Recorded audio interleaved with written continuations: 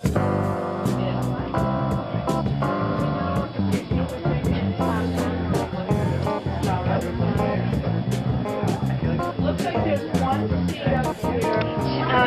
I'm going to read first are the two opening pages of the novel, which are from Mary Elmer's journal, which is a fiction. People can wonder.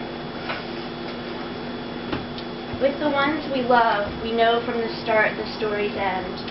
Death will come to one of us, and we three will be two, and the two finally one. The sun will set and rise again, and after our sleep, if there be sleep, we will stir only to find that heartache knows no rest. Still, it sears straight through and burns hottest along the edges of our shoulder blades, so wide, so beyond us, that death itself seemed very small, more human. For how, lit by such fire, nestled in such power, could such small beings hope to survive? How long could we expect life to stay hidden in the delicate and precise arrangements that are our bodies? Every rise and every fall of her chest I watched. I unfolded and refolded a damp cloth to press to her brow, and I watched her skin for signs. What economy created her? Only two shades, cream and brown. Her skin utterly pale, with no bloom or agitation or bite. Her brown eyes the same golden brown as their lashes, the same as her two brows kicking up as if to touch in the center, the same as the long, soft hairs loosed from her braids and sticking to my cloth. I leaned down next to her, her head to my breast, as if she were the mother and I the child. I couldn't let her see the worry that ran shock through me. Was there some curing touch? She needed more air. I unbuttoned the tiny mother-of-pearl buttons down the center of her chest, fumbling, my fingers all clumsy. Why had I attached nubs the size of milk teeth and worked buttonholes smaller even than her fingertips? Why such fuss? When I put my ear to her heart, it was rubbing, not beating, as if something were squeezing and muffling the muscle whose effort pushes life through our limbs. When I heard that strange sound, which was the absence of rhythm, I knew what the doctor would not say, that this sickness would not ease, that her words and bloom would not return, that the rubbing too would stop. Do not think I guessed this day would come. She'd been such a healthy child. Last I knew, it was summer, and she and Maud were skipping along the road to Goodnow Stream, big girls, bold, with thick braids and loud voices and enormous appetites. Or she was rolling down the hill with her father, the two of them cock-a-doodling like roosters. Their voices came to me through the kitchen window. But that morning, in the presence of the terrible orange light, no voices came. All sounds below muffled, imagined at most, yet they had been once all of my existence. I understood then how small my own part in this life. After she died, the sky was gray and cold. I noticed this only later in the afternoon among people. Edwin, the doctor, Samuel, and his Maud with her giant lily. And then I wondered, was that fire her leaving? Or had the fear inside me dreamed such a sun? I left the parlor and went outside and stared up at the sky, the empty gray expanse, that fire's diffusion. How was I to believe a winter sky so dull contained all that light? I knew then something about people and their quiet, how little we know of anyone, each of us with our skin covering and fixing us in place, and our eyes carrying us by, our small lives, and such brilliant light. Come, Mary, Samuel said, wrapping a dark shawl about my shoulders. You'll catch a chill. Come inside. I let him lead me there, though I did not see why. And that's an entry from the Green Book of Mary Jane Elmer. It says, Effie Lillian Elmer, dearest, 29th of June, 1880, to the 3rd of January, 1890. So that's the memorial painting for Effie, who died when she was not quite 10, of a disease that would now be cured by antibiotics. This next piece is really just where Mary is thinking about painting. And I thought that you can all just see it, really. And if you haven't seen it at Smith, it's much better there. But you can see some of what I'm talking about.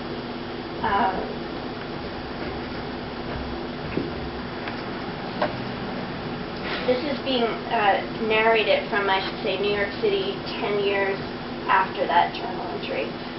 Mary and Edwin have gone to New York for a year.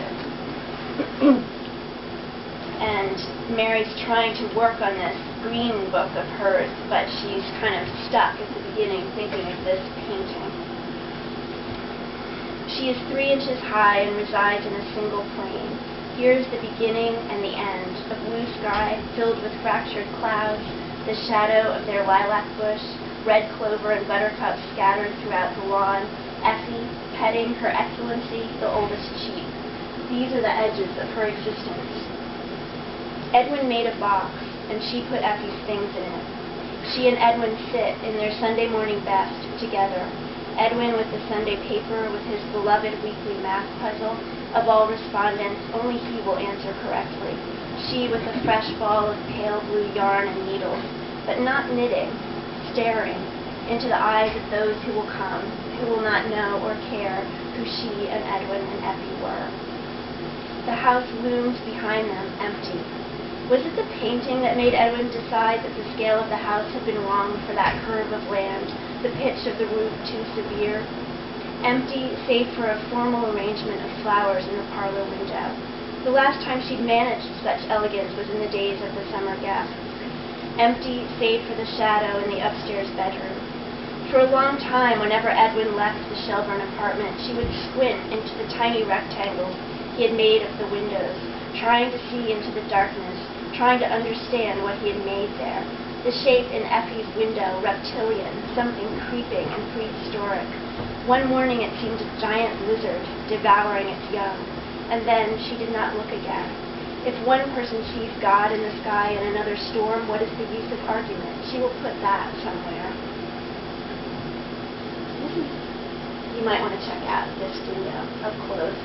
Though Rosa pointed out to me that it was just the shadows of the leaves from the tree, not the prehistoric reptile. Edwin is near Mary and near the shadows, but not obscured by them as she is. Energy restrained in the cross of his legs, the sun glinting off his shiny vest shoes. It was as if he'd taken Effie's liveliness into himself, crossed his own legs exactly as she'd crossed hers, and stared hard, sassy, right at Mr. J.K. Patch when she stood for her studio photograph. The new Effie is under a summer sky, far away, near almost to stepping out of the painting altogether and taking her excellency with her. Did he think he was leading her out of our realm and into another? When he contemplates all those photographs of the dearly departed and breathes color into their countenances, does he imagine himself, Karen, performing a service, ferrying those who've been left behind across the river Styx for a last look? Sharon? Karen? Greek scholars? She does not understand him. When she looks at what he sees, the dearly departeds rendered in albumen and silver, and his hand dusting them with the color of life, and then framing them in somber, funereal black, she cannot imagine how he thinks of them. A roof and corn mush, he said, shelter and sustenance. But she never believed that was all. His close peering at those tiny photographs of the departed through his magnifying glass belied such disinterest. No, she knew, if she knew anything of him at all, that he searched for clues there in the reproductions. What did you know? She imagined him asking each person. He painted Effie wearing the lace collar Mary hadn't had time to finish. Such a thing, luxury, after all, and luxury after everything, even in winter, when time swelled in the long dark evenings around the stove. Luxury after fire and food and socks and comfort when she fell.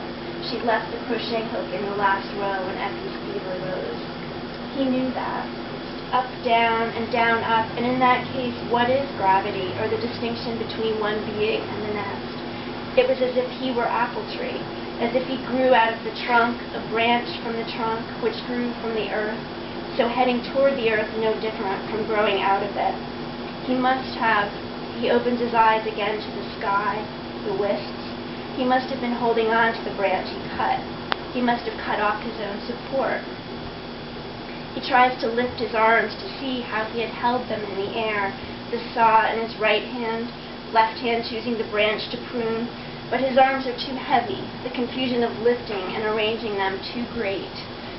So much effort, and the world would not have cared a whit whether some hypothetical apples might one day, next spring, have had their start in pink-white buds in the space he had made for them in the upper reaches of the tree. He will not see the spring, and that too an inconsequence, that one apple falls, or a man lives or dies, he in his orchard, others elsewhere where the river rushes toward the falls and farther, in all the cities and places he has never been. I am so small, he says, so small. His words, barely a whisper, do not ruffle the air, do not make any more dent in the landscape than the fallen branches. Tiny nubs of green that will not unfurl. He wants to laugh to see things come to this. Trees, limbs, ground. That is, he feels laughter in him, but no sound comes. He will stay on the ground unless Mary rescues him. But she will not notice his absence until dinner. No reason for it, and it will turn dark before then, so he'd better save breath enough to call out when she comes looking. By then he may not be. The ground is so cold, his limbs start to shake. He must be alive. Death, surely a more significant rupture. He lives, or he cannot explain the facts, the sky, the cold, his shivering. He laughs, but no sound comes. The sky floats above, and he is pinned below, captive, a chattering form upon the earth. If he cannot get himself up, he will die here. I will die here, he cries aloud. But his words do not rend the air. He knows that. Knows that this is the end, and is surprised to find that death is so funny, but a private joke. After all this, what all foolishness comes to, a figure prone upon the earth. He might have left the last tree a bit shaggier than the others. Yet why not die? He had not known before how easy it would be. He sees how she could have slipped from them so quietly, though not like sleep, not a closing like that, but something else. His bones shake so hard are pieces see through skin to separate bones, feel each distinct from every other, as if he had not sinew or muscle or flesh. He then has not broken the sticks and pegs that hold him together, failure not mechanical, something else, dissolution of the spirit, shattering of self, he not what he had thought himself to be. He draws a great gasp of air, arms try again, lift. This arm, this hand with fingers must have dropped the saw. Fingers bend and unbend, try to hold, roll bones to one side, knees tuck. Gather self, must gather self, all selves. Laughs again, but no sound comes. Miracle all along it had been. Miracle all along to have held himself in one body. Parts could so easily have gone off on their own, kept their own time. Something multiplies deep inside him. Grass blades poke eyes. Other parts probably, but they do not report. Only eyes mind. Sharp. Strips of viridian too blue. Gold and pink if sun slant under trees. Sun slant and wrap him. Sun slant and wrap and turn him into the earth.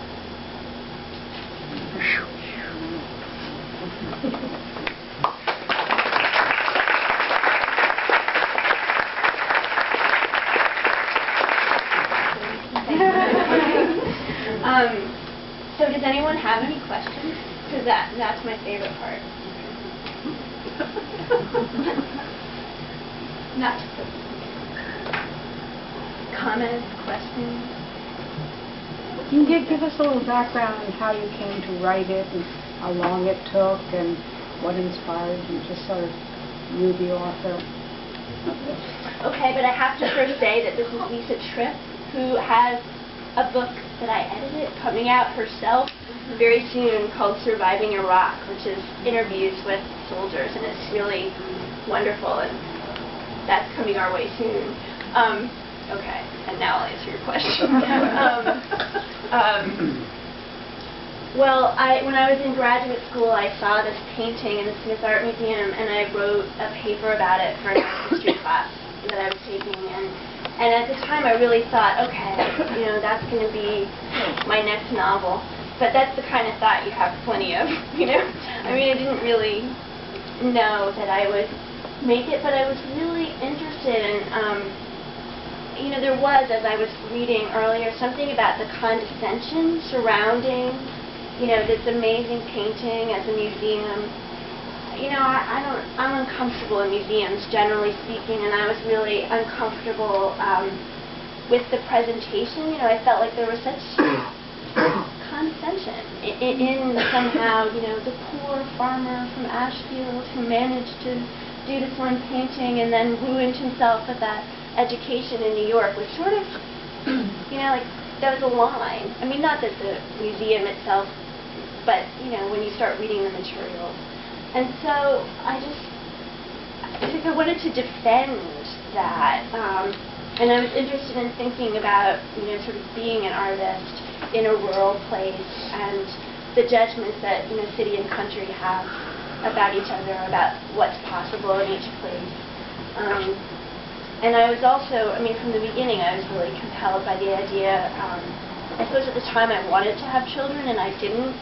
And the idea of thinking about these people who had this child who died, I had one child, I had to think about it. Any other brave person? Have you started your next novel? Yes, next. Maddie? Well, I'm only on Tuesday so far in your novel, but I can already tell that I haven't read enough Emerson, so I'm wondering if there are any favorite essays by Emerson that you would recommend. That's a great question. Well, I think that experience for me, is a good place to start, and it is his sort of somewhat self-castigating start at, like, what is anything, post the death of his own son, Waldo. But, I read Emerson, another great introduction to Emerson actually is the Robert Richardson biography, Mind on Fire, which I recommend in my acknowledgments, and I really can't recommend enough. I mean, I just think it's an amazing work of scholarship, and Emerson, it has such drama and life to it.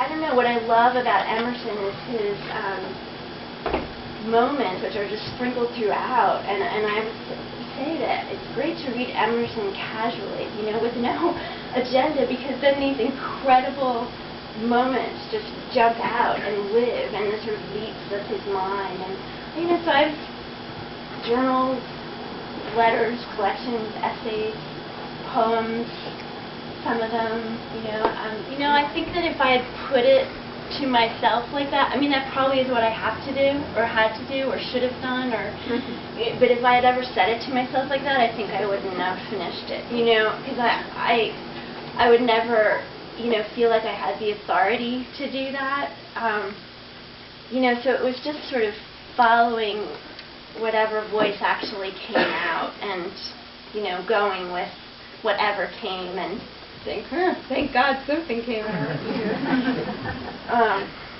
But that sounds good. I like the idea of getting the Hilltown Boy. Of course, I can't possibly do it.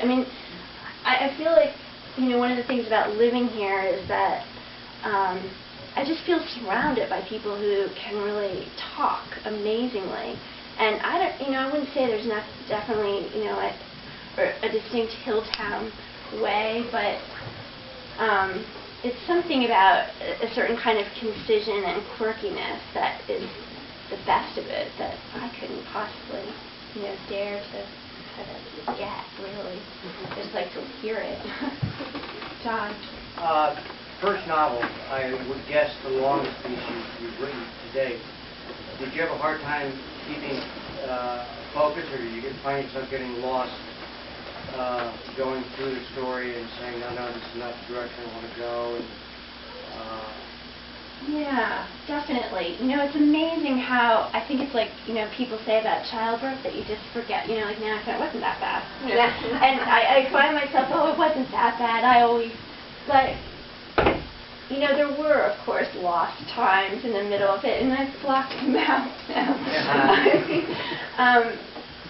Though it isn't actually the longest thing I'd ever written, which is that I did write a novel in graduate school that's utterly different than this, I think, and so that I did have a sense of, you know, like I did know that I could finish something, which I remember that was the drama of the first novel. Mm-hmm. Like it was unknown to me that I could get to the end.